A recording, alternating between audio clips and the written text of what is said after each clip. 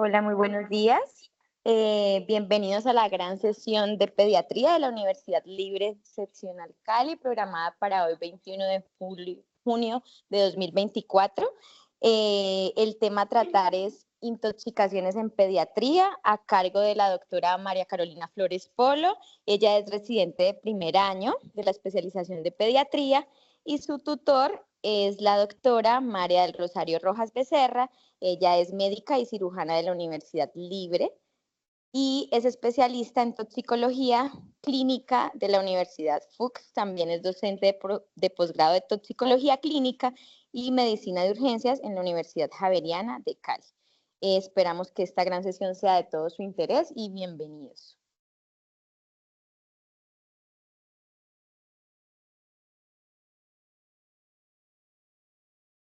Bueno, buenos días, muchas gracias, Kate. Bueno, como ya hizo la brota mi compañera, vamos a comenzar a hablar entonces de intoxicaciones en pediatría.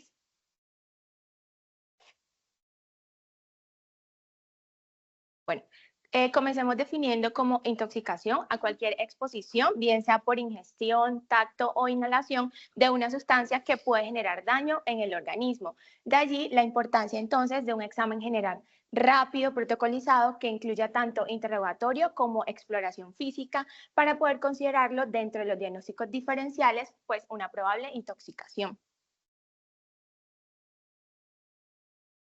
Hablando de la población pediátrica, tenemos un patrón de presentación que es bimodal, es decir, que hay dos picos de máxima incidencia. El primero es en preescolares, alrededor de los 3 años de edad, y esto es muy inherente a su comportamiento de exploración. El otro pico de incidencia es en escolares y adolescentes. En este grupo poblacional debemos pensar principalmente o tratar de buscar si fue de forma provocada, ya que en ellos se presentan el 10 al 15% de las intoxicaciones en general y pues está muy relacionado con el aumento de consumo de sustancias recreativas como sustancias psicoactivas y el abuso de alcohol. En esta tabla encontramos pues de forma resumida los dos patrones de presentación, el no intencional y el intencional. Como ya habíamos descrito, el no intencional pues en pacientes menores, usualmente error de dosificación en menores de 2 años y se asocia pues a administración por parte de los cuidadores de medicamentos como acetaminofén, anticonvulsivantes o antigripales. Y en exploración también lo que hablábamos que es inherente a la edad del paciente por pues el deseo de explorar y descubrir y pues se puede asociar con medicamentos que se encuentran comúnmente en el hogar, psicofármacos, paracetamol o incluso también productos propiamente del hogar como cáusticos y detergentes. En la intencional pues ya hablamos de la población adolescente, donde puede ser con intención autolesiva, usualmente pues en mayores de 12 años, y los medicamentos más comúnmente asociados son los psicofármacos. Y en el uso recreacional, pues como ya habíamos descrito, por el abuso de alcohol y sustancias psicoactivas.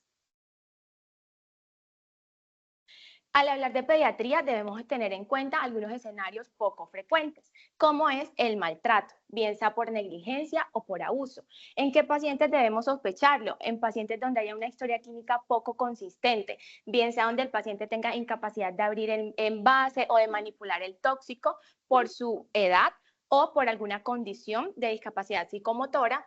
En estos pacientes también debemos buscar si hay intoxicación por 2 o más sustancias al tiempo, si se presenta de forma reiterativa o si hay presencia de otras lesiones que nos puedan pues alertar sobre un posible abuso.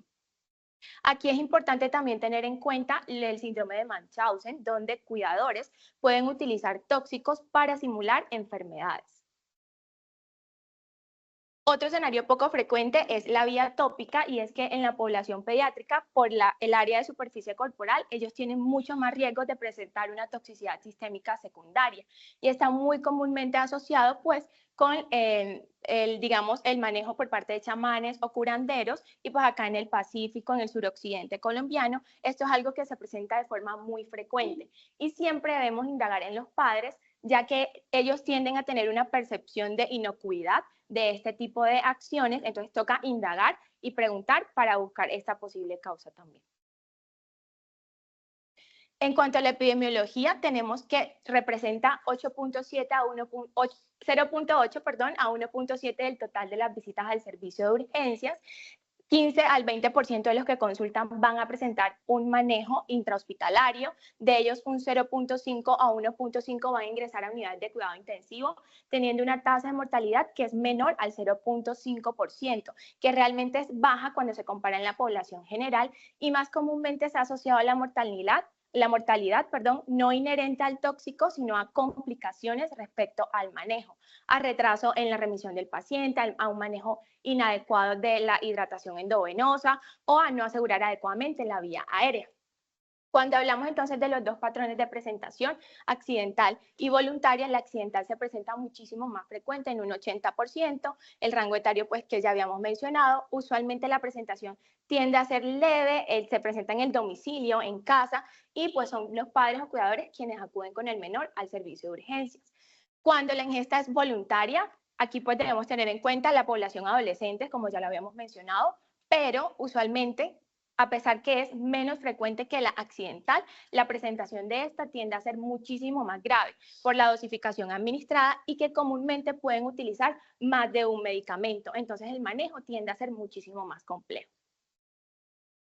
Ahora, hablando en Colombia, tenemos que por estadísticas del DANE para el año 2023 se presentó 5.3 por cada 100.000 habitantes de intoxicaciones, la tasa de presentación, donde sin intención suicida fue de 2.5 por cada 100.000 habitantes y con intención suicida fue de 2.8 por cada 100.000 habitantes.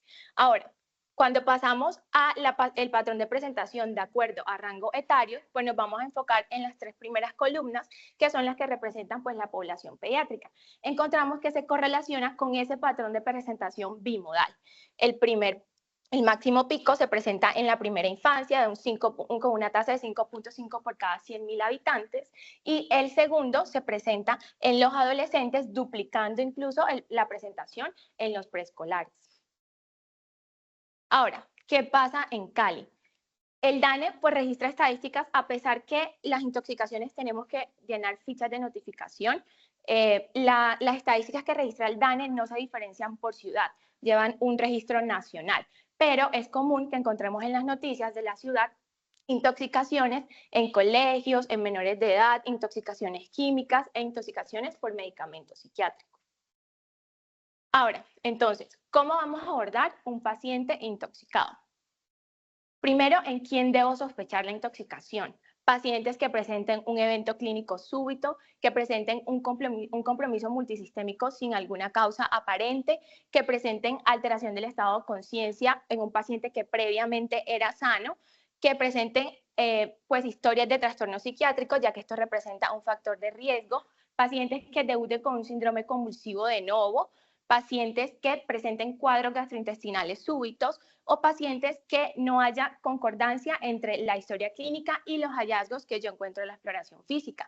Y algo muy importante es buscar siempre estigmas corporales de abuso de sustancias, alteración a través del tabique nasal, quemadura en los pulpejos o pues lesiones en piel de la inoculación.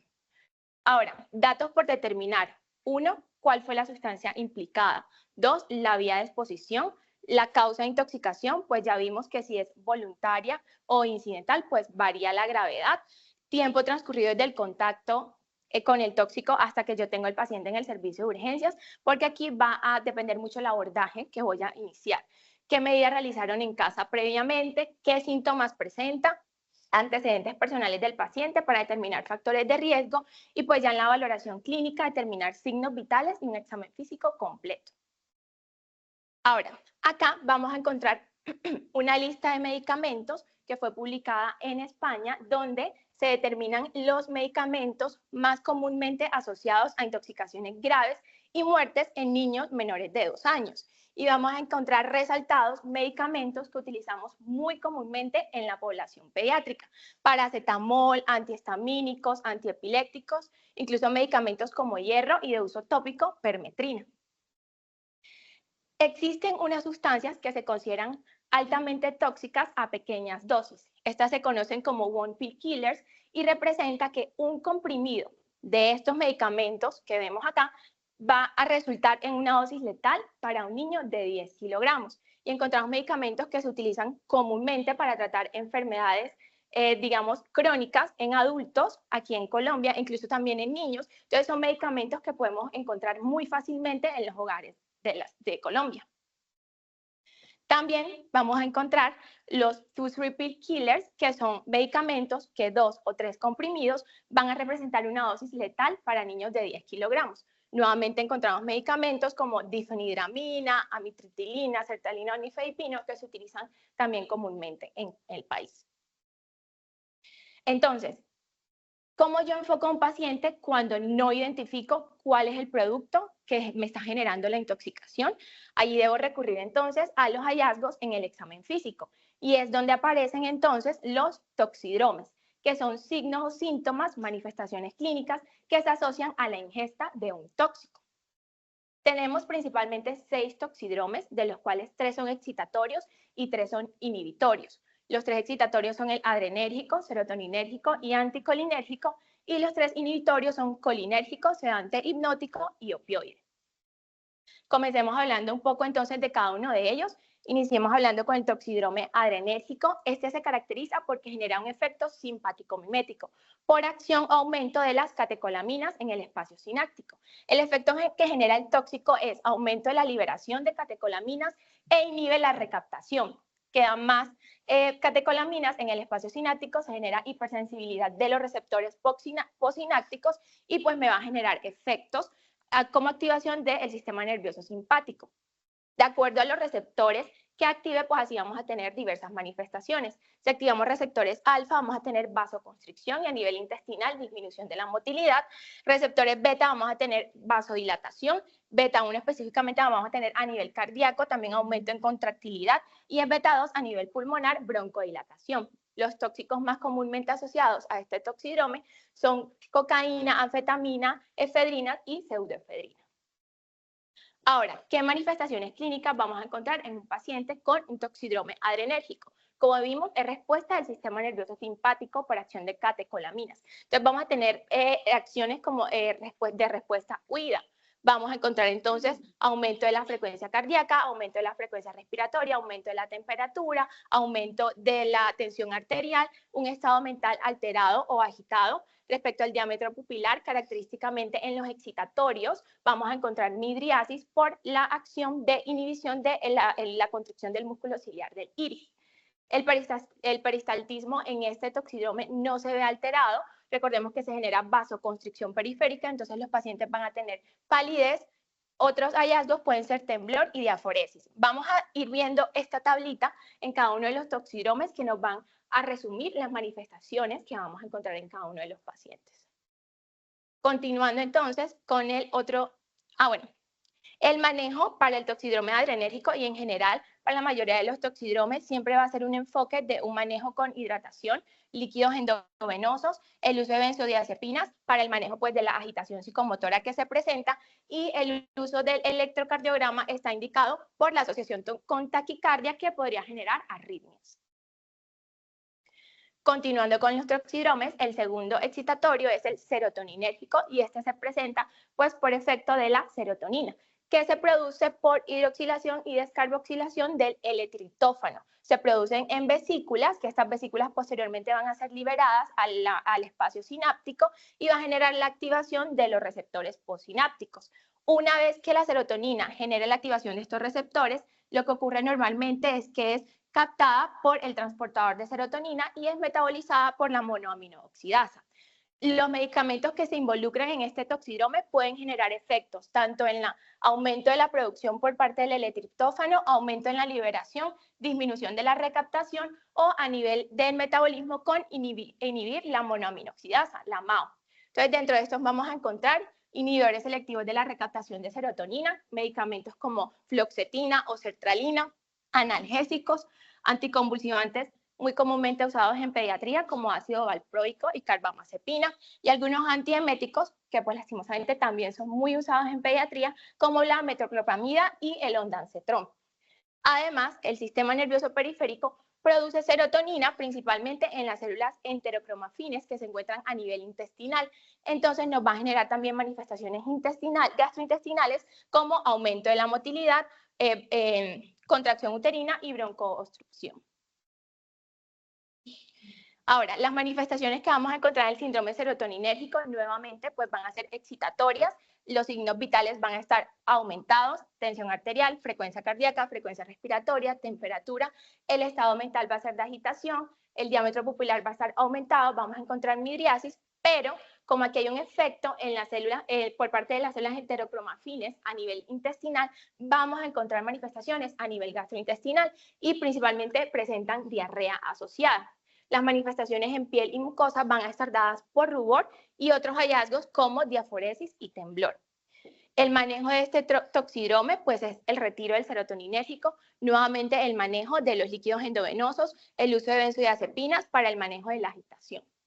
Continuando con el tercer toxidrome excitatorio, es el anticolinérgico. Aquí lo que se presenta es que los tóxicos van a generar un bloqueo competitivo de los receptores muscarínicos, lo que va a impedir entonces la acción de la acetilcolina. Los medicamentos comúnmente involucrados aquí pues son los antihistamínicos que lo utilizamos mucho en la población pediátrica, principalmente pues los de primera generación, atropina, bromuro hipatropio, escopolamina y algunos antiespasmódicos.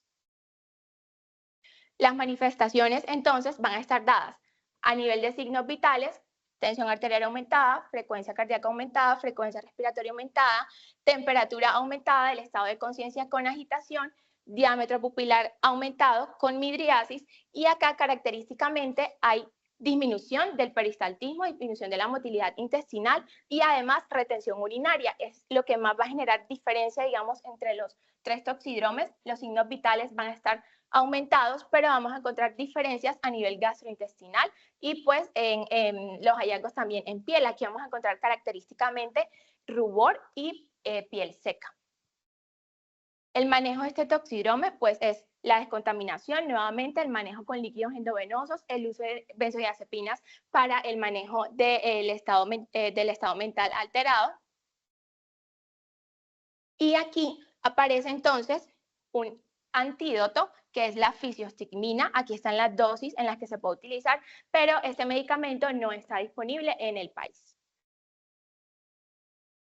Acá hay como una frase para que podamos recordar de una forma práctica cuáles son las manifestaciones que presenta un paciente con una intoxicación por un medicamento anticolinérgico. Entonces es loco como una cabra, alteración del estado mental, ciego como un murciélago por la midriasis, rojo como una remolacha, seco como un palo y caliente como una brasa, lo seco y lo caliente que se genera a nivel de piel. Y para los que son pues de memoria más visual, la imagen de Homero Simpson. Bueno, comenzando entonces a hablar de los toxidromes inhibitorios, tenemos el primero de ellos, el colinérgico, en el que pues se genera mayor activación de la acetilcolina a los receptores muscarínicos y nicotínicos. Dependiendo del tipo de receptor que se active, pues así vamos a tener las manifestaciones clínicas. Dentro de estos medicamentos, los más comúnmente asociados son organofosforados y carbamatos, que se utilizan mucho en pesticidas. Entonces, estos pacientes usualmente traen una historia previa de agricultura o pues se presenta en el campo. Los medicamentos anticolenesterasa, entre donde los que entra la fisiostigmina, que inhibe la acción de la enzima que metaboliza la acetilcolina, y gases nerviosos como el sarín, pero que pues en nuestro medio, afortunadamente, este gas no es frecuente. Entonces, genera la activación de receptores. Si activa receptores muscarínicos, vamos a tener que la acción va a ser a través del músculo liso. Si son receptores M1, van a estar en las glándulas intestinales, M2 a nivel del músculo cardíaco y M3 pues en tejido glandular y en el músculo ciliar del iris. Si activa receptores nicotínicos, vamos a tener que estos van a estar ubicados a nivel de la unión neuromuscular en vejiga y músculo cardíaco. Y va a generar un efecto entonces autonómico, que va a ser diferente al que se genera cuando se activan los receptores muscarínicos. Entonces, ¿qué manifestaciones vamos a encontrar en el paciente? Pues es inhibitorio, entonces vamos a encontrar ya a nivel de los signos vitales disminución de la tensión arterial, disminución de la frecuencia cardíaca, la frecuencia respiratoria puede verse no alterada, A pesar que es un toxidroma inhibitorio, vamos a encontrar que el estado mental se va a presentar alterado. El diámetro pupilar, pues por acción del músculo ciliar del iris, va a generar entonces una contracción, disminución de ese diámetro pupilar y vamos a tener característicamente miosis. Aumento del peristaltismo, el paciente puede cursar, usualmente este se considera un toxidrome que es de secreciones aumentadas.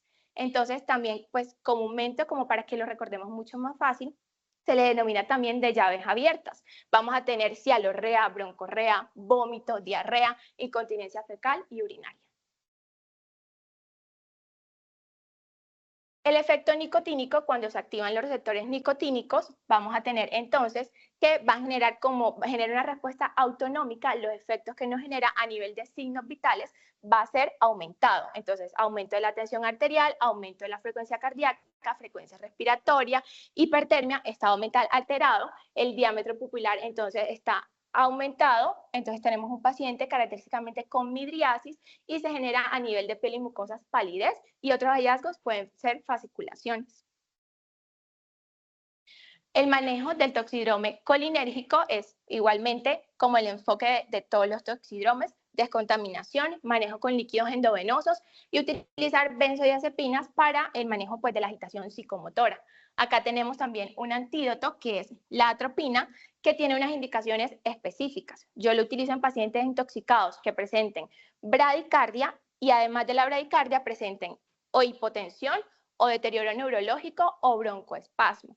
Al contrario de lo que se indicaba anteriormente, que pues para manejar el toxidrome colinérgico yo tenía que atropinizar a mi paciente, es decir, llevarlo de un colinérgico a un anticolinérgico, la indicación actualmente es manejo de la atropina hasta lograr la estabilización del paciente.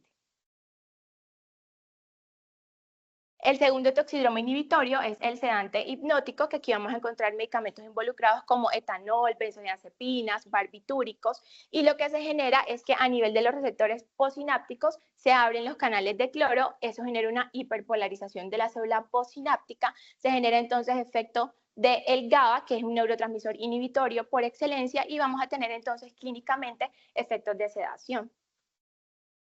Las manifestaciones tienen una tríada característica que es miosis, depresión respiratoria y depresión del estado de conciencia. Los signos vitales vamos a encontrar disminuidos, tensión arterial, frecuencia cardíaca, frecuencia respiratoria. El peristaltismo también va a estar disminuido, piel y mucosas disminuidas. Y una característica muy puntual de este toxidrome que nos ayuda a diferenciarlos de los otros toxidromes inhibitorios es que estos pacientes característicamente presentan hiporreflexia.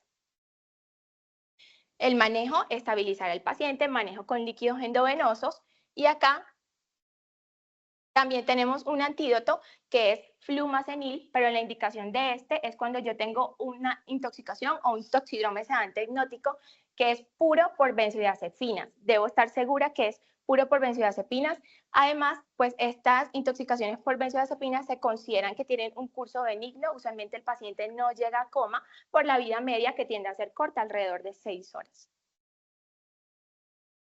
Bueno, y el tercero de los toxidromes inhibitorios es el toxidrome opioide, que bajo acción de medicamentos como morfina, codeína, tramadol o oxicodona, se genera la activación de receptores mu o receptores kappa y vamos a generar entonces efectos de analgesia, pero también depresión respiratoria, miosis o efectos alucinógenos. Entonces, clínicamente también vamos a encontrar la triada de depresión respiratoria, miosis, depresión del estado de conciencia, los signos vitales van a estar disminuidos, frecuencia cardíaca, tensión arterial. Característicamente en este tipo de toxidrome vamos a presentar sedación o hipnosis y a diferencia del toxidrome que vimos previamente, que pues porque los signos vitales y las manifestaciones hasta diámetro pupilar son muy parecidas al sedante hipnótico, pero este tipo de toxidrome vamos a encontrar al paciente con hiperreflexia. Entonces es una de las principales características para diferenciarlo de los demás inhibitorios.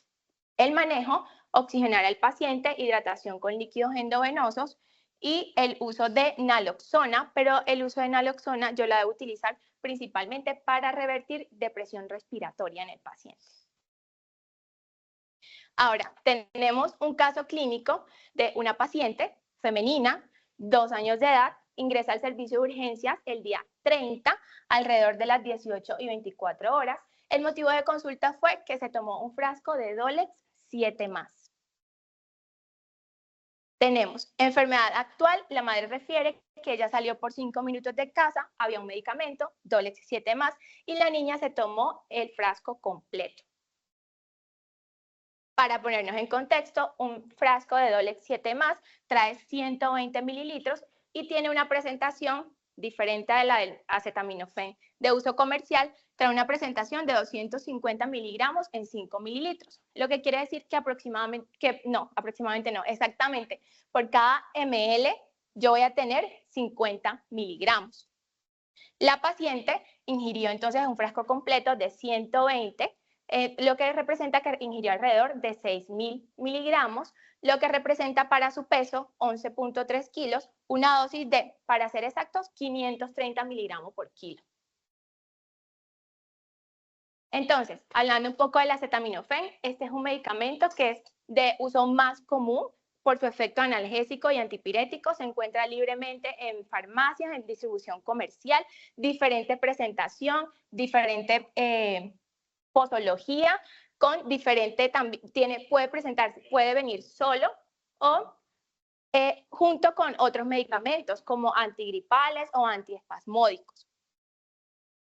Tenemos diferentes presentaciones en gota y algunas presentaciones comerciales en las que va a variar su concentración y es algo que debemos tener siempre presente. Además, pues se está utilizando el medicamento endovenoso que ya es de uso común en nuestros servicios de urgencia. Recordemos, la dosis terapéutica son 60 miligramos por kilo al día, alrededor de 10 a 15 miligramos por kilo dosis cada 6 horas y endovenoso para un niño de 10 kilos son 10 miligramos por kilo dosis, teniendo una dosis tóxica más de 150 miligramos por kilo día. Y nuestra paciente ingirió 530 miligramos por kilo en una sola toma. Entonces, continuando con nuestro caso, bueno, acá tenemos el peso. Al ingreso la paciente luce en buenas condiciones generales, signos vitales realmente sin alteraciones, con tendencia a la taquicardia, pero pues un ingreso al servicio de urgencias. En el examen físico, realmente sin hallazgos relevantes a la exploración física, tórax, abdomen, llenado capilar, perfusión, todo estaba dentro de lo normal, sin alteración también del estado de conciencia. Entonces, se comunican inmediatamente con la línea toxicológica. Este es el número de la línea toxicológica para que lo tengan en cuenta. Entonces, indican que la paciente, para su peso, una dosis tóxica serían 1.700 miligramos, 1.7 gramos. La paciente ingirió 6.000 miligramos, o sea, 6 gramos de acetaminofén, lo que significa que estamos por encima del rango tóxico para su edad. Dan las siguientes indicaciones: monitorizar, en sala de reanimación, manejo con carbón activado. Les comenté, la paciente ingresó alrededor de las 6:30 de la tarde, la ingesta del tóxico fue alrededor de las 5:30. Por eso es importante determinar el tiempo transcurrido para yo indicar el abordaje. Se realizó el manejo con N-acetilcisteína endovenoso a 21 horas, se solicitaron para clínicos de ingreso, valoración por trabajo social y se llenó la ficha de notificación epidemiológica. Estos son los paraclínicos al ingreso de la paciente con una hiperlactatemia, unos gases con una acidosis metabólica y alcalosis respiratoria, hemograma sin alteraciones, las pruebas de función hepática, transaminasas, bilirrubinas, tiempos de coagulación sin alteración. Hablando un poco del metabolismo del acetaminofén, tenemos que tiene un metabolismo hepático. El 90% se metaboliza por conjugación, dando metabolitos no tóxicos. Pero tenemos un 1% que bajo efectos del citocromo P450 se metaboliza y produce un metabolito que es la N-acetil parabenzoquinoneimina, que sí resulta un metabolismo tóxico, pero que bajo efecto del glutatión se conjuga y se puede eliminar de forma segura a través de la vía renal.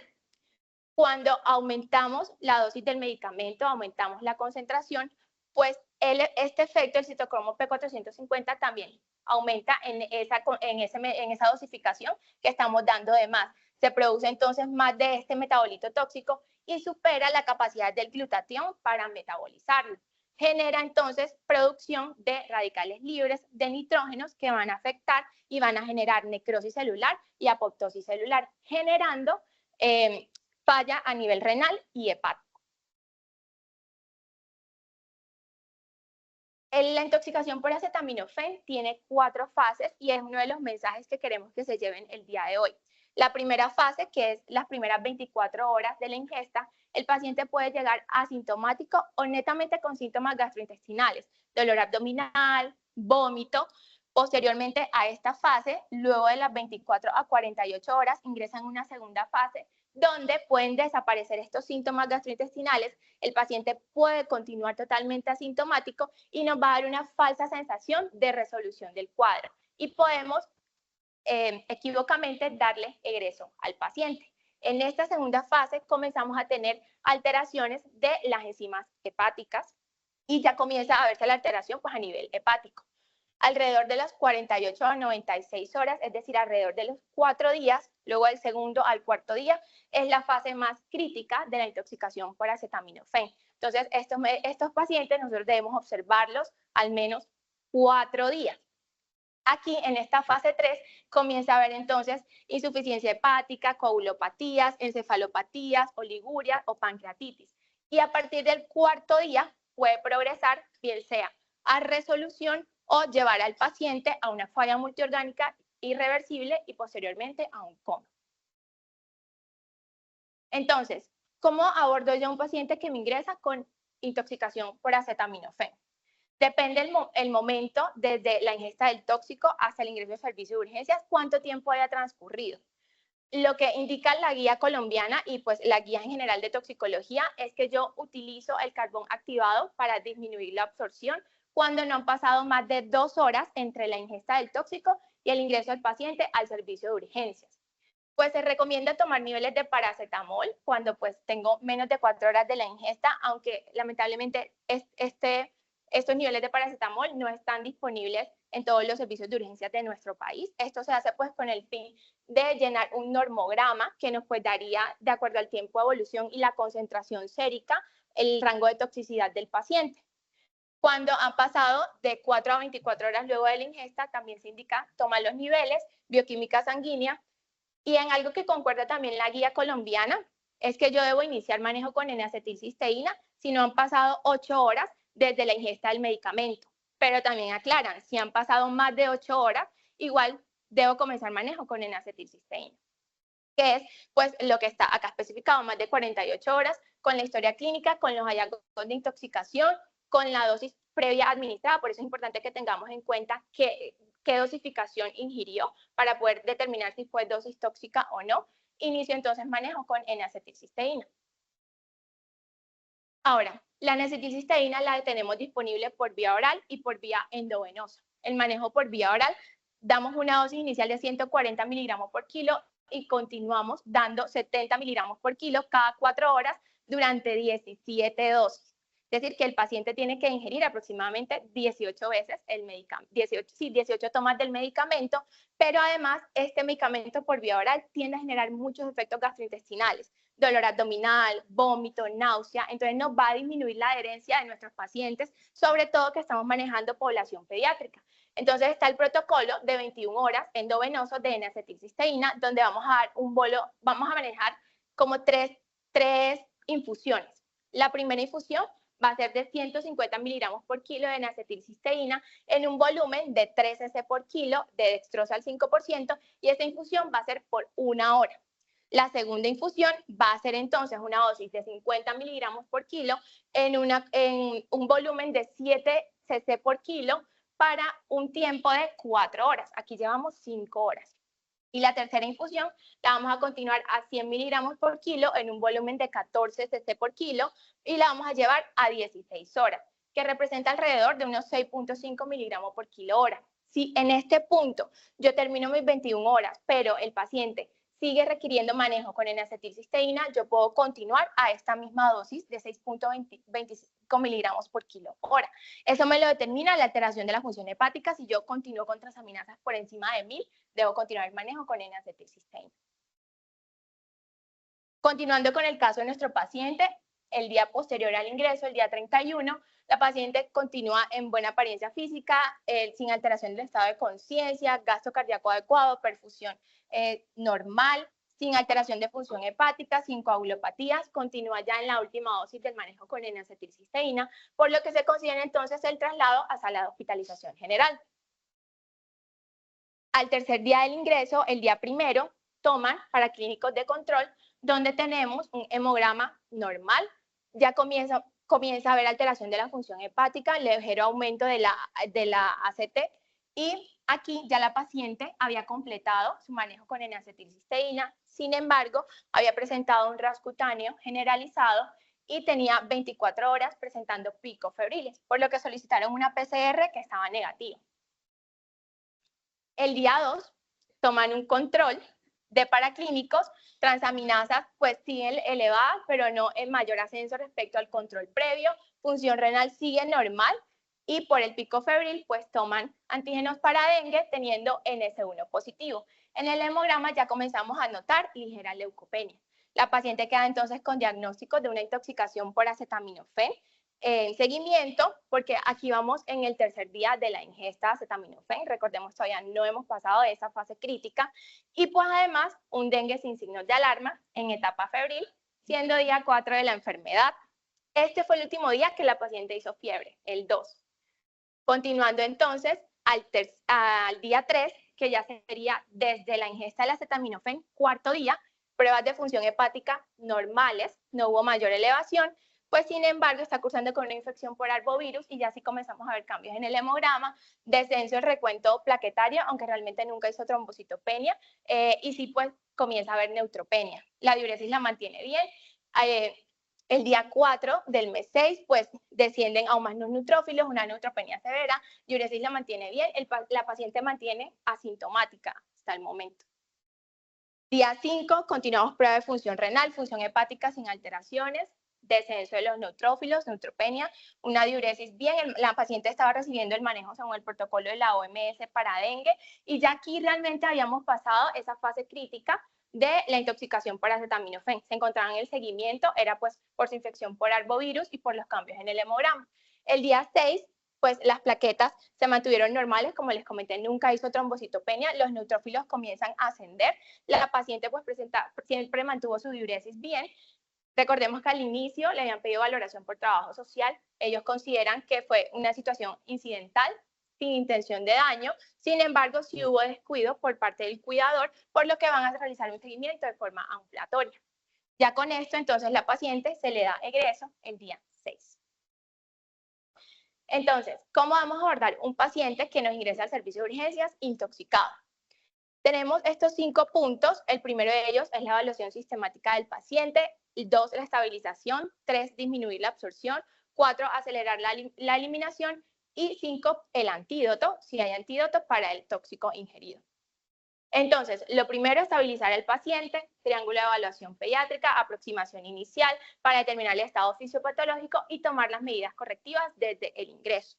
Continuamos entonces con la evaluación de todo paciente en el servicio de urgencias, ABCDE, resaltando acá, pues uno, asegurar la vía aérea, déficit neurológico que en los pacientes intoxicados siempre debemos buscar, descontaminación, si pues todavía está en contacto con el tóxico, y en exposición, como ya lo habíamos mencionado, buscar datos de trauma o que nos puedan dar indicios si es pues uso de sustancias psicoactivas o si estamos en el contexto de un maltrato. Luego de haber hecho la estabilización inicial del paciente, pues podemos pasar ya a la evaluación secundaria con la anamnesis, con la estrategia sample, de determinar antecedentes del paciente, alergia, qué medicamentos usa, cuándo fue la última ingesta del medicamento y si hay alguna situación que lo haya podido llevar al evento actual. Entonces, el diagnóstico inicial de un paciente intoxicado, 1, pues determinar la sustancia implicada, si no, pues toca acudir a los toxidromes, la forma de presentación y las dosis que ingirió, cuál fue la vía de exposición, la causa de la intoxicación, si fue intencional o accidental, pues ya vimos que las que son intencionales tienden a ser más graves y se involucran más de un medicamento. El tiempo que transcurrió entre el contacto y el tóxico para determinar el inicio de la descontaminación, de la disminución de la absorción, perdón. ¿Qué medidas iniciaron en casa previamente? Si trataron de inducir el vómito, si administraron algún líquido, que son creencias comunes que se encuentran, pues, cultural. ¿Qué sintomatología presenta el paciente al momento de mi valoración? Antecedentes para poder determinar factores de riesgo y pues la exploración física de signos vitales y el examen físico completo, principalmente enfocado a la valoración neurológica y detectar signos guía que ya vimos previamente con la identificación de los toxidromes. Aquí pues en este gráfico resumimos digamos como el enfoque si estamos ante un paciente agitado o deprimido y pues los tipos de toxidromes que ya mencionamos previamente.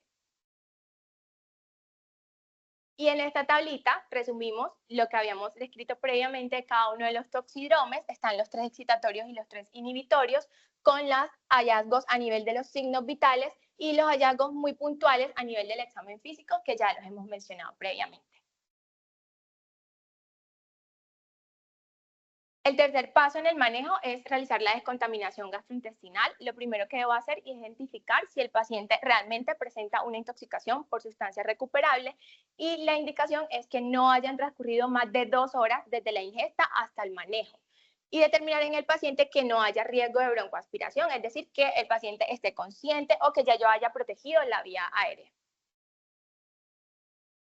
Lo que digamos, las medidas que puedo tomar para realizar la descontaminación gastrointestinal es el uso de carbón activado, como ya lo vimos en nuestro caso clínico, de 1 gramo por kilo vía oral.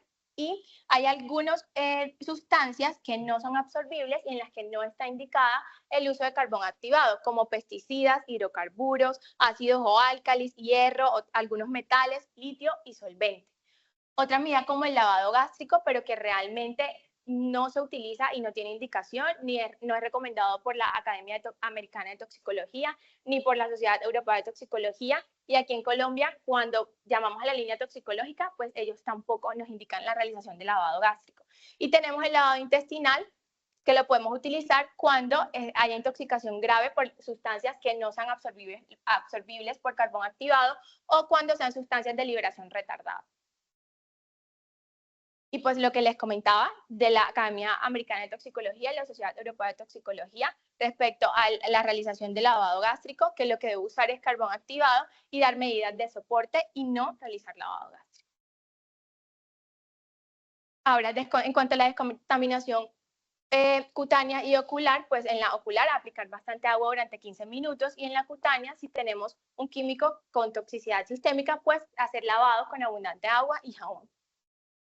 Respecto a la aceleración de la eliminación, algunas medidas, que es otro punto importante que queremos que se lleven el día de hoy, algunas medidas que se realizaban como alcalinización del pH o forzar la diuresis, realmente no tienen indicación. Lo único que se puede utilizar para acelerar la eliminación es la remoción extracorpórea mediante hemodiálisis, hemofiltración o hemoperfusión, pero esta pues tiene sus indicaciones específicas en intoxicaciones graves cuando ya hayamos realizado todo el manejo previo y no tengamos respuesta por parte del paciente.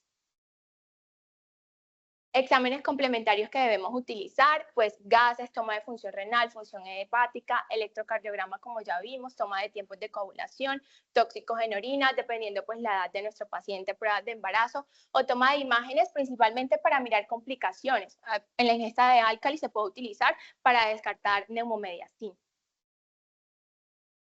Y acá al final pues tenemos el uso de antídoto y como vimos en el enfoque del manejo es lo último que debemos hacer. Lo principal va a estar dado por darle medidas de soporte al paciente, hidratarlo y estabilizarlo. Y acá pues tenemos una lista de los diferentes antídotos que se utilizan de acuerdo al tipo de tóxico. Aquí tenemos ya varios que los hemos mencionado alrededor de toda la charla. Y eso sería todo. Muchas gracias.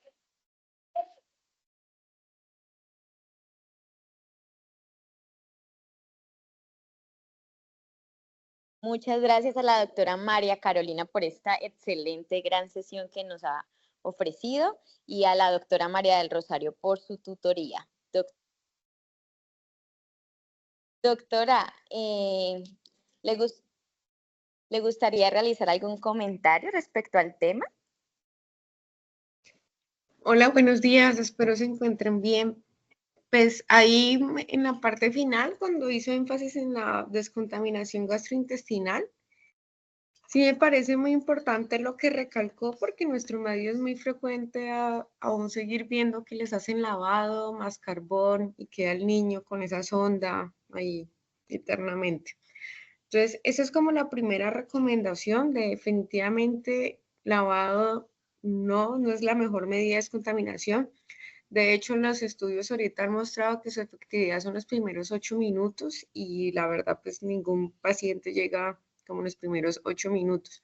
Y ya para la primera hora, cuando ha acabado ese tiempo, pues que teníamos como la hora de oro, hablamos de una efectividad del 8%.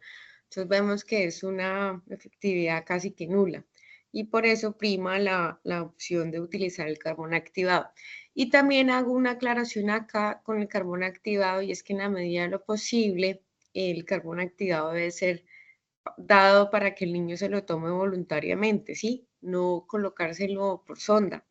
¿Por qué? Pues porque es más traumático para el niño, tanto en niños como en adultos, más traumático, más riesgo de perforación, más riesgo de una broncoaspiración y demás. Entonces ahí lo ideal es de dárselo como a tomar y pues si ya no es posible, pues definir pues si tiene la vía aérea protegida y demás.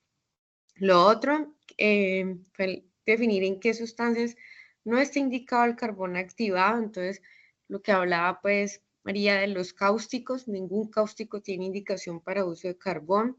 La parte de metales como litio, hierro, tampoco está indicado el carbón activado. En los niños también es frecuente la intoxicación por hierro. Entonces, en estos casos no está indicado el uso de carbón activado. Y cuando se trata de solventes o alcoholes, ¿listo? Entonces, dejar como eso.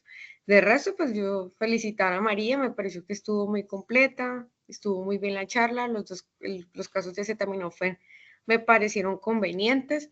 En el módulo de la parte de los esquemas de N-acetilcisteína por vía endovenosa, hay varios esquemas, digamos que está el de 21 horas, que es el que todo el mundo conoce y el que sale en las guías. Yo también le comentaba a María que hay un esquema de 20 horas, que son 4 y 16, y lo que se hace es que se suman las ampollas de la primera hora, más las de las siguientes 4 horas, y de esta manera hemos visto que se disminuye pues como las reacciones de alergia que a veces pueden hacer por la concentración que tiene la infusión. De resto, me parece que los toxidromes fueron muy bien abordados. Yo le decía a ella, es más fácil si uno lo piensa como qué es excitatorio, qué es depresor, porque inmediatamente me permite clasificar al paciente en alguno de estos dos eventos y de ahí en adelante, entonces ya sacar lo que los hace diferentes. Entonces, si es más depresión respiratoria, pensamos más en un opioide, cómo están los ruidos intestinales, las pupilas hipnóticas, si están reactivas o no. Y de esta manera, entonces, podemos ir enfocando cuando no hay una claridad, pues, en cuál fue la sustancia afectada. De resto, creo que nada más, me parece que estuvo todo muy completo. Muchas gracias, doctora. Por aquí hay una pregunta. Excelente presentación, María Carolina. Yo tengo una pregunta para usted. Doctora, es que cuando tenemos pacientes, pues ya o sea, que tienen mucho peso, que se pueden comportar como un adulto, yo siempre he tenido la duda de si la N-acetilcisteína tiene una dosis máxima, porque cuando uno tiene pacientes de 40, 45 kilos, el número de ampollas que uno usa en la infusión es pues muy alta y pues para nosotros que estamos acostumbrados a ver pacientes muy pequeños se nos hace como extraño. Entonces, ejemplo, si me dan 50 ampollas, ¿uso las 50 ampollas o hay una dosis máxima? No, no, la N-acetilcisteína es un medicamento muy seguro y no hay una dosis tope. De hecho, pues hace poco, la semana pasada, tuve un paciente de 90 kilos y solo la dosis de infusión fueron 57 ampollas. Entonces yo por eso siempre les pongo a hacer el ejemplo, porque claro, la gente se asusta al ver esa cantidad de ampollas porque no es lo usual, ¿ya? Pero la verdad es que es un medicamento muy seguro y pues como dosis tóxica como tal estaríamos hablando de 1000 ampollas, pues nadie se va a llevar 1000 ampollas en una dosis inicial. Entonces en estos pacientes adolescentes que ya tienen peso de adulto, lo puedes iniciar las ampollas, las que les dé por el kilo, ¿listo? Pero no hay ninguna contraindicación. Usualmente lo que yo he visto y he podido correlacionar es, digamos, si hay una relación 1-1. Si el paciente pesa 20 kilos, pues vamos a definir que el paciente en total requiere más o menos 20 ampollas en el total de la infusión, ¿sí? Pero pues lo ideal es hacer como el cálculo, porque a veces es una ampolla más, una ampolla menos, pero por lo general es una relación 1:1. Entonces, si ya sabes que pesa 50 kilos, pues ya sabes que en total promedio se te puede ir 50 ampollas y está dentro de lo esperado, dentro de lo normal. Muchísimas gracias, Dot, muy amable. Vale, ¿sabes Muchas en qué sí gracias, hay doctora, por diferencia? su Perdón. intervención. Y nuevamente la doctora María Carolina. Ya saben que esta gran sesión la podrán encontrar el fin de semana en nuestro canal de YouTube y nos vemos en una próxima gran sesión. Muchas gracias.